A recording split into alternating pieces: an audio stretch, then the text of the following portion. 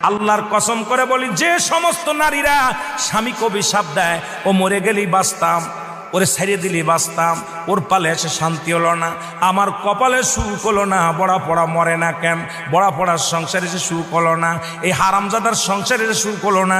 আল্লাহর কসম করে বলি, যে সমস্ত নারীরা স্বামীকে অভিশাপ দিবে, ইয়াউমেল কিয়ামতের ময়দানে বিনা হিসাবে তারা জাহান্নামে প্রবেশ করবে। জোরে বলেন আল্লাহু আকবার। আমার মারা যারা মাইকের আওয়াজ শোনেন, শুনে নেন,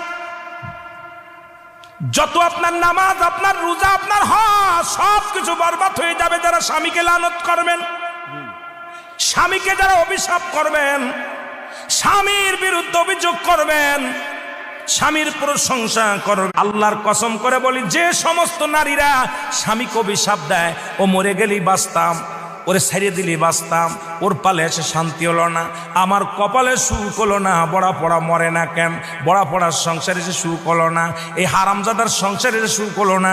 আল্লাহর কসম করে বলি, যে সমস্ত নারীরা স্বামীকে অভিশাপ দিবে, ইয়াউমেল কিয়ামতের ময়দানে বিনা হিসাবে তারা জাহান্নামে প্রবেশ করবে। জোরে বলেন আল্লাহু আকবার। আমার মারা যারা মাইকের আওয়াজ শোনেন, শুনে নেন,